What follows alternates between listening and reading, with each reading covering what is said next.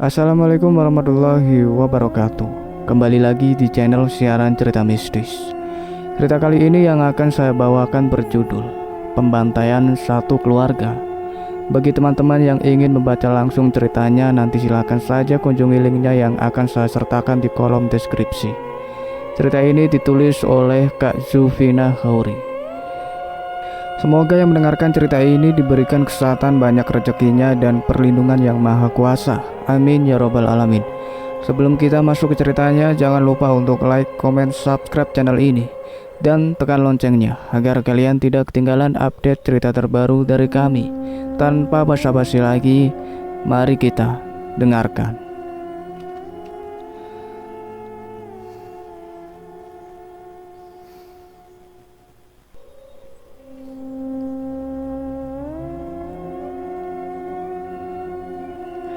Di tahun 2020 silam, tepatnya pada hari Minggu, tanggal 1 Maret 2020 silam, terjadilah sebuah tragedi pembunuhan di sebuah perumahan yang mewah yang menggemparkan seluruh masyarakat setempat.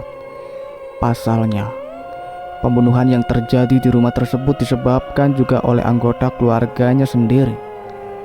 Sebut saja keluarga Pak Harto. Nama saya samarkan. Pak Harto memiliki istri yang bernama Tini. Awal dari pernikahan mereka sangatlah membahagiakan. Mereka dikaruniai 6 orang anak, 4 laki-laki dan 2 perempuan. Sebut saja yaitu Fadil, Dafa, Rahayu, Alif, Linda, dan Rahmat. Hari itu adalah hari Minggu, di mana semua keluarga sedang berkumpul bersama. 2 malam sebelumnya, tepatnya malam Jumat, keluarga mereka baru saja mengadakan acara pembagian harta warisan peninggalan dari orang tua Pak Harto. Orang tua Pak Harto merupakan keturunan orang yang berada hingga memiliki harta yang melimpah. Pak Harto sendiri memiliki 3 adik lainnya yang semuanya laki-laki. Dan Pak Harto merupakan anak tertua dari orang tuanya. Kini semua adiknya juga telah menikah. Makanya barulah harta warisan dibagikan. Pada mulanya, malam Jumat itu tidak terjadi perselisihan apa-apa antara Pak Harto dengan ketiga adiknya. Semua setuju, dan bahkan Pak Harto mengambil bagian yang sedikit lebih besar dari mereka. Dikarenakan Pak Harto anak tertua juga telah membiayai adik bungsunya saat kuliah dulu. Tidak ada yang keberatan dengan keputusan malam itu, hingga semuanya selesai dan telah mendapatkan harta dari jatah masing-masing. Hingga pada pagi hari Minggu tersebut, mereka sedang berkumpul di rumah Pak Harto, menyepakati masalah keberangkatan mereka untuk melamar seorang wanita untuk putranya yang keempat, yaitu Alif. Pertemuan itu dihadiri oleh semua adik-adik Pak Harto, namun tidak membawa istrinya, dan tidak semua anak Pak Harto ada di sana. Karena Rahayu baru saja melahirkan seminggu yang lalu dan memiliki putri kembar. Linda, anak gadisnya selalu dalam kamar karena ia cacat, sebelah kakinya tidak berfungsi. Dan putra bungsunya, Rahmat, yang sedang tidak di rumah kali itu. Ia sedang pergi bermain bersama teman-temannya karena ini hari Minggu. Awalnya, pembicaraan itu berjalan mulus dan mereka saling tertawa bahagia. Karena Pak Harto akan memiliki 1 menantu lagi. Tanpa mereka sadari, ternyata salah satu di antara mereka ada yang menyelipkan sebuah pisau dalam celananya. Dengan hati yang penuh dendam, namun tidak nampak. Dalam pertemuan keluarga pada pagi hari Minggu tersebut, suasananya sangat hangat. Mereka berbincang-bincang dan tertawa keras. Hingga Rahayu dan Linda yang tidak hadir di sana pun bisa mendengar apa yang mereka berbincangkan. Makanya tersebarlah berita ini karena masih ada korban yang alhamdulillah selamat sampai sekarang. Namun ternyata di balik kehangatan suasana tersebut, adik Pak Harto yang bungsu, sebut saja namanya Lindan, yang telah menahan kemarahan mulai dari malam Jumat waktu pembagian harta warisan peninggalan orang tua mereka itu. Ia tidak bisa menerima kalau Pak Harto mengambil bagian yang sedikit lebih besar dari mereka. Padahal saat dia kuliah dulu, Pak Hartolah yang membiayainya. Karena waktu itu orang tua mereka sudah meninggal dan harta warisan peninggalan mereka disimpan dulu hingga Lindan selesai kuliah dan nikah. Sekarang ia sudah nikah, makanya barulah harta itu dibagi. Namun, malam itu Lindan tidak mengatakan apa-apa. Seakan-akan ia juga setuju dengan keputusan semua. Entah termakan hasutan apa ia, hingga ternyata ia membawa pisau bersamanya. Hal ini terbukti karena setelah kejadian ia diperiksa oleh polisi dan ditemukan penutup pisau di kantong celananya. Saat itu, Lindan, anak gadis Pak Harto yang cacat. Sedangkan di kamar, ia sedang membaca buku. Namun tiba-tiba ia mendengar suara keributan orang berteriak dan minta tolong. Namun kemudian suara itu perlahan hilang satu persatu diiringi suara lenguhan bagaikan orang yang dibunuh dan tidak rela nyawanya melayang begitu saja. Ia jadi panik. Apa yang sebenarnya terjadi di luar? Padahal barusan keluarganya sedang tertawa gembira. Ia pun mulai sedikit bergerak mengambil tongkatnya dan berjalan ke arah jendela kamarnya guna melompat keluar untuk meminta tolong, walaupun ia tidak tahu apa yang sebenarnya terjadi di luar kamarnya. Karena ia tidak berani memeriksa sendiri, dengan susah payah ia pun membuka jendela dan melompat hingga terpleset. Namun ia tidak putus asa dan berusaha untuk bersembunyi. Air matanya sudah mengalir sedari tadi. Perasaannya makin tidak enak. Ia bersembunyi di balik kandang ayam yang lumayan besar sambil menunggu orang lewat. Tak lama kemudian, ia mendengar suara teriakan dari kamar kakaknya, Rahayu, yang baru saja operasi melahirkan seminggu yang lalu. Ia memiliki anak perempuan kembar.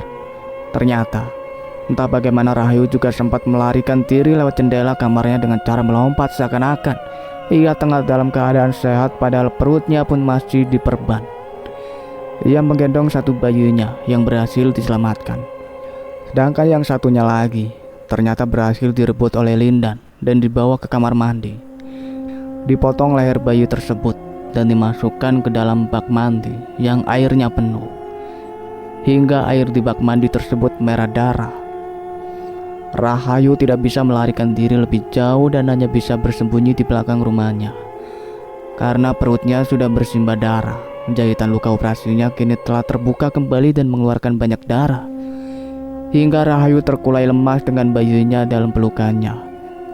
Hingga tak lama setelah itu, Rahayu tidak bergerak lagi dengan posisi sedang memeluk dan mencium bayi mungilnya. Lindan yang dari jauh bisa menyaksikan hal itu, hatinya sungguh sangat menyayat. Namun, ia belum tahu siapa pelakunya. Ia tetap menutup mulut dan berusaha bersembunyi di sana. Tiba-tiba, ia mendengar teriakan marahnya seseorang dari dalam kamarnya.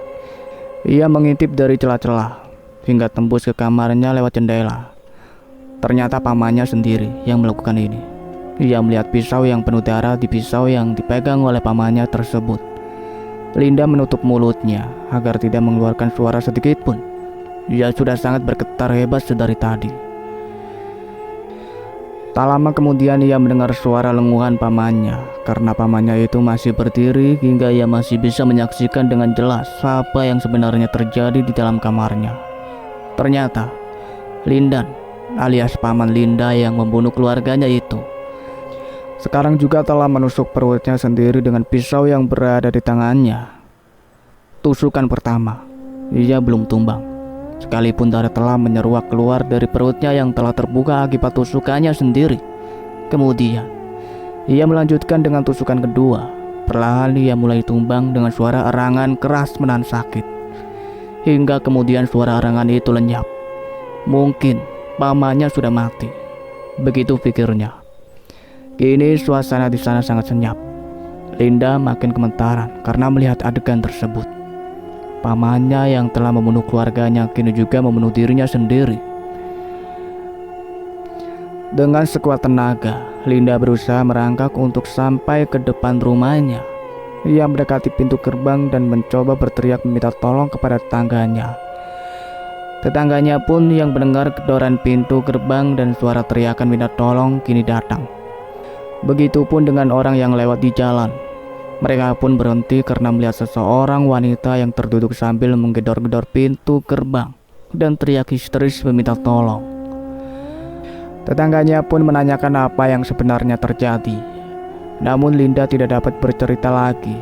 Sedih bercampur dengan takut kini menguasai dirinya hingga tak dapat mengeluarkan suara sepatah kata pun.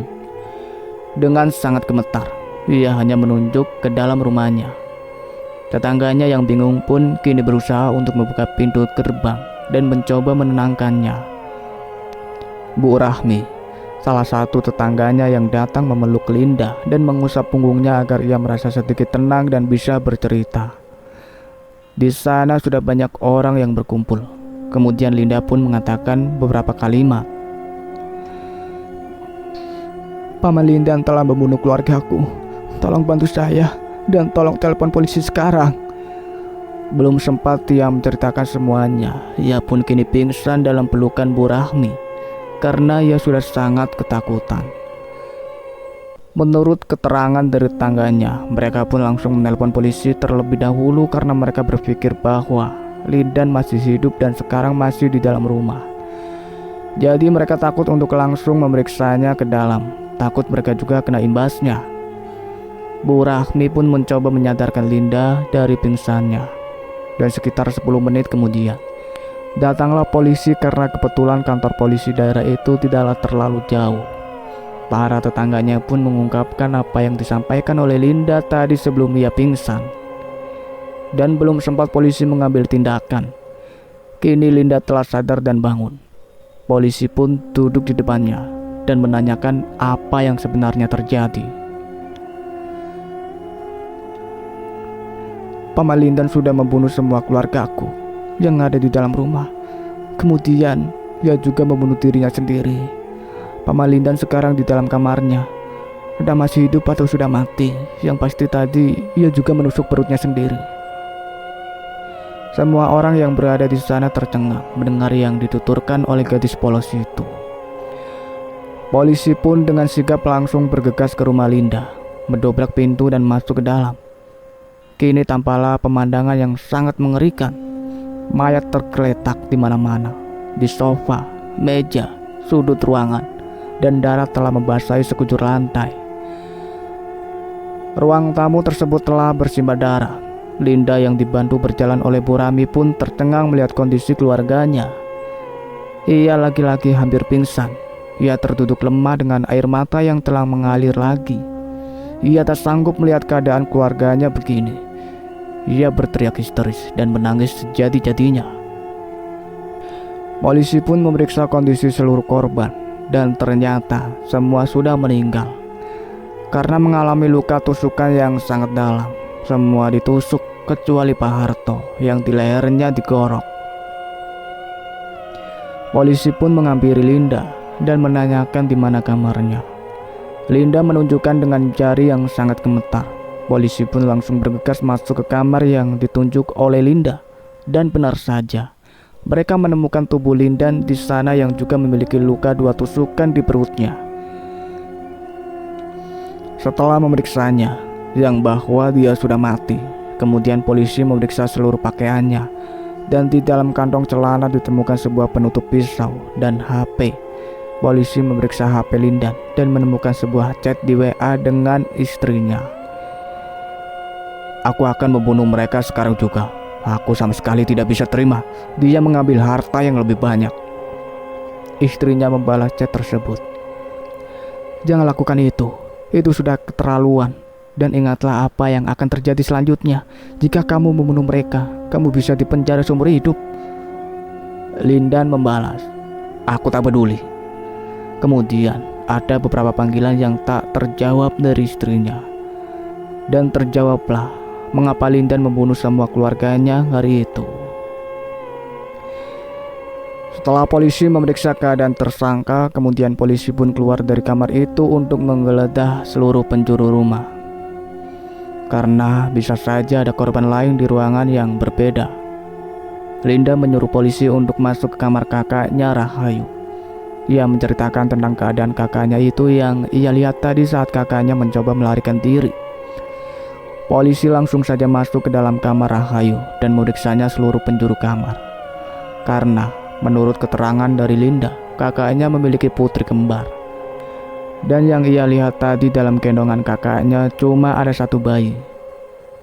Hingga saat polisi masuk ke dalam kamar mandi, ditemukanlah satu bayi yang telah mengapung dalam bak mandi yang airnya telah berubah merah darah, dengan keadaan bayi kepalanya tergolek karena lehernya yang hampir putus.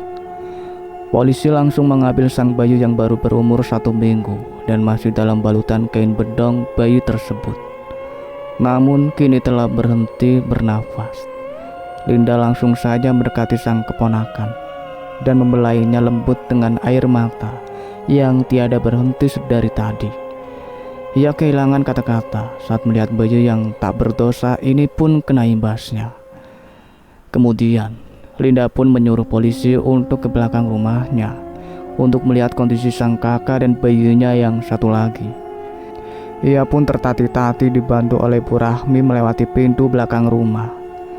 Tak perlu waktu lama, mereka pun telah menemukan sang kakak bersama satu bayinya lagi. Sang bayi yang berada dalam pelukan ibundanya itu kini masih menangis, namun dengan suara yang kecil.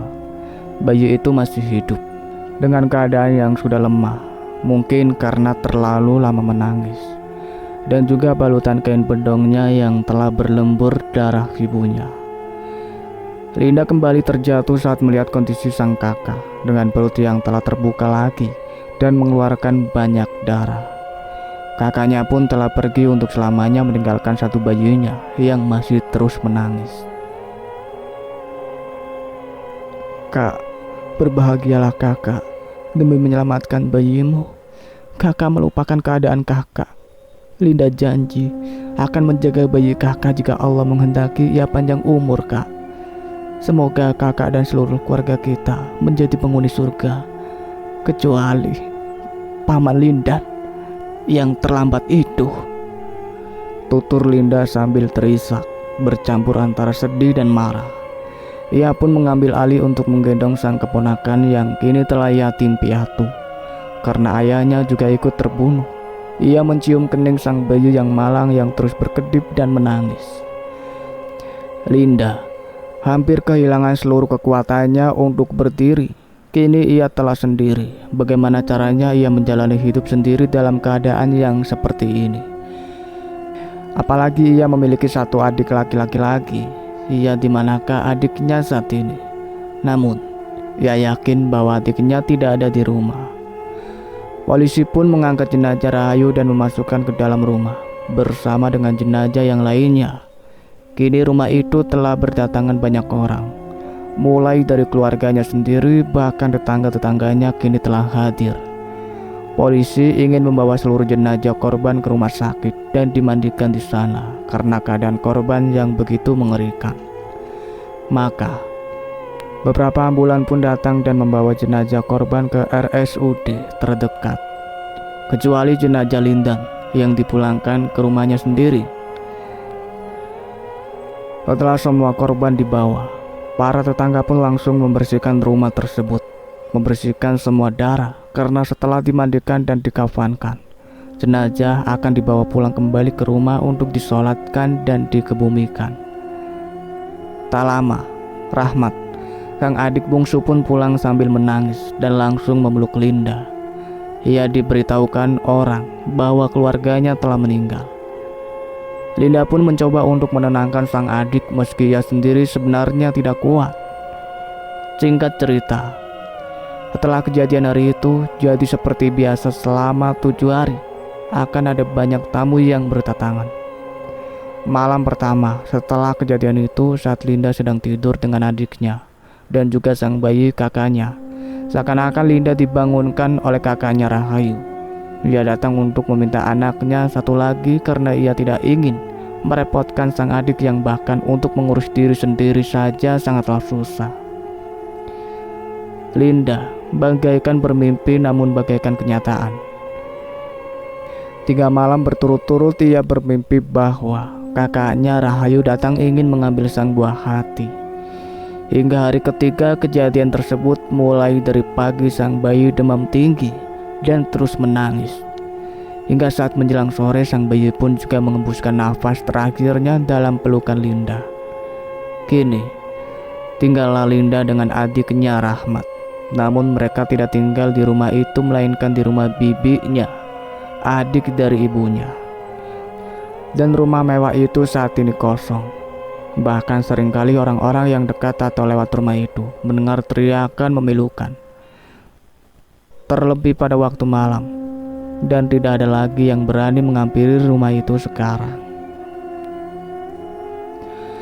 Itulah akhir dari cerita yang berjudul Pembantaian Satu Keluarga, yang ditulis oleh Kak Zufina Hauri.